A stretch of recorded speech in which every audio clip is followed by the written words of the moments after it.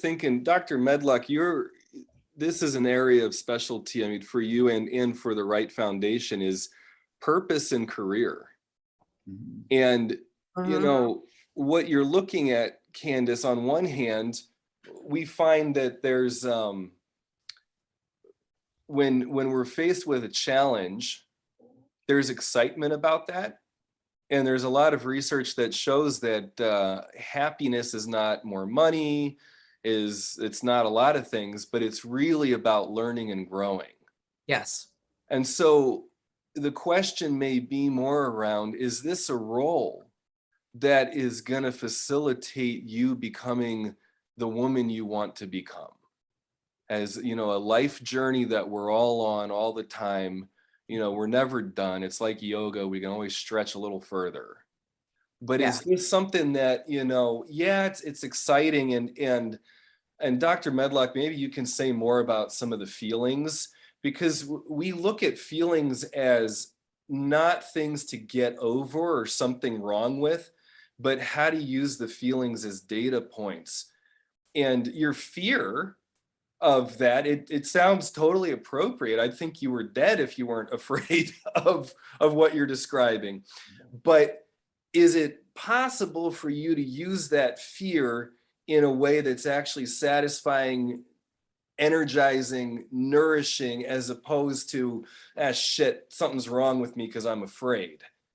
Right. Good question. Yeah. It's a very good question. I don't really know the answer to right now. Mhm. I think I'm much more of a consultant than I am a closer, get it done, like, hungry hunter. You know what I mean? I love to sell, but I'm not, Yeah. I don't like the aggressive sell. Well, let me say, your job is not, you're not a closer in this role. You are an analytic consultant. Currently, yeah. Yeah, you're the knowledge expert delivering the capabilities of the product to the client and supporting your salesperson. So this is a nice segue into you. You may be wanting to become a closer at some point, but Yeah. that's not your job at this point. Your job is to really, to sell the capabilities, which is what you've been working on as a customer success person all this time. So Yes.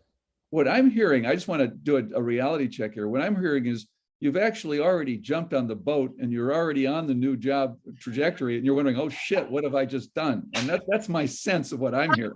No, I haven't applied for anything yet. No, I know it actually hasn't happened, but I think inside of you, I'm hearing. Yeah, right. Like I'm visualizing my butt in that chair going, and it's puckering. Right. So you're on the boat. So creating the vision of, first of all, you're not alone in the boat. Picture yourself with another account person that you've already started building a relationship with, that you really like working with, that you're going to be collaborating with. What do you need to make this sale work? How are you doing toward the close? You can consult with them about how to close the deal without having to be the closer, and in the process, grow in your ability to do it as well. So, and also how we are with our fear. I think that's what George Donald's really talking about here too, is our fear is such a powerful emotion, because our impulse is scanning for threats and then pulling back. It's like, how do I protect myself? And connected to those fears is also a yearning, because you wouldn't be scared if you didn't have a yearning to step into it. And as you're saying, there's a yearning there that you have to want to step into this role at some point. Huh? Why not now? So I'm just saying that there is, how do you kind of connect to that deeper positivity in your fear and say, what is it I want to move toward? And how do I make that transition work for me? Given that for some reason, and I don't know the whole context, for some reason, this opportunity has come up for you as like now. So like in 2 days.